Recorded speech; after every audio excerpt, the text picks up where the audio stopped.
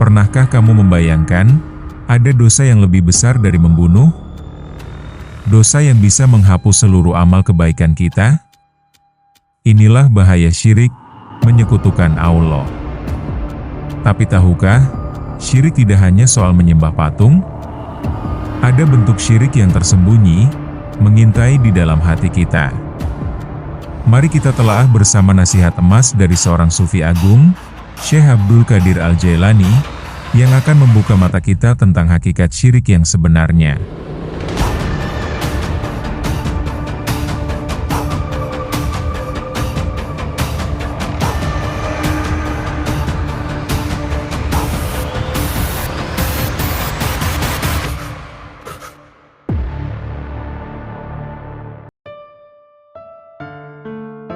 Sebelum kita menyelami lebih dalam, mari kita mengenal sejenak sosok mulia di balik nasihat ini.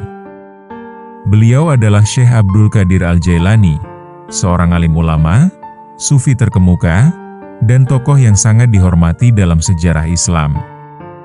Kehidupan beliau penuh dengan zuhud, ibadah, dan kearifan.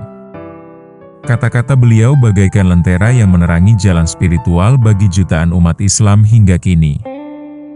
Salah satu petua beliau yang sangat mendalam adalah tentang bahaya syirik.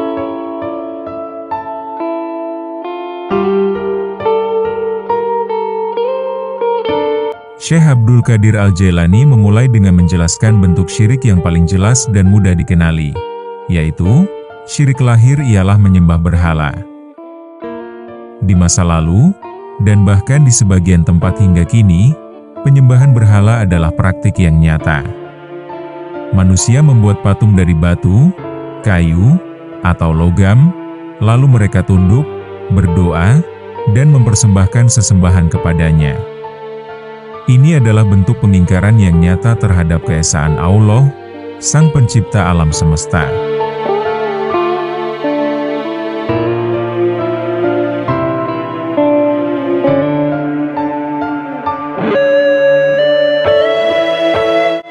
Namun, Syekh Abdul Qadir Al-Jailani melanjutkan dengan peringatan yang lebih mendalam, sedangkan syirik batin ialah berpegang kepada makhluk dan memandang mereka dapat memberi kemudaratan dan manfaat.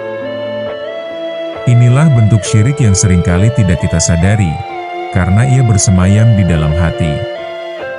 Syirik batin adalah ketika hati kita terlalu bergantung pada makhluk, pada kekuatan duniawi, seolah-olah mereka memiliki kuasa untuk menentukan nasib kita, memberi rezeki, menolak bala, tanpa izin dan kehendak Allah.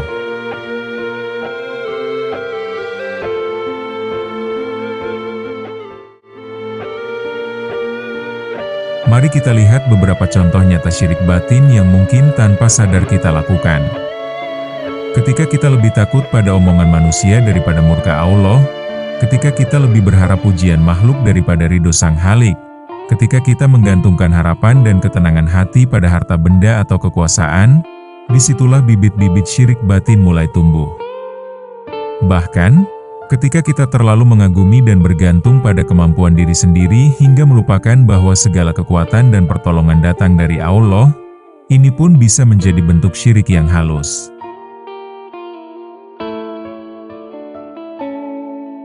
Syekh Abdul Qadir Al-Jailani mengingatkan kita bahwa meskipun tidak tampak secara lahir, syirik batin memiliki bahaya yang sangat besar.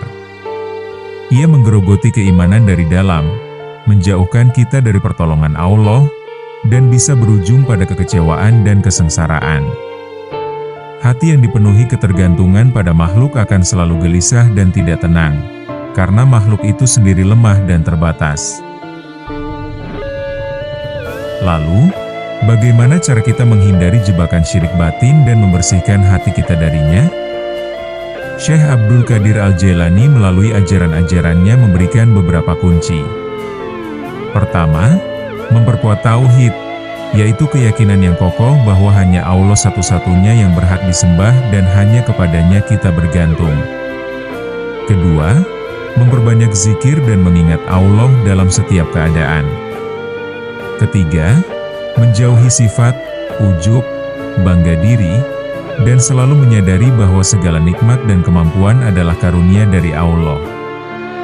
Keempat, bertawakal sepenuhnya kepada Allah setelah berusaha. Kelima, memperbaiki niat dalam setiap amal perbuatan, semata-mata hanya karena Allah.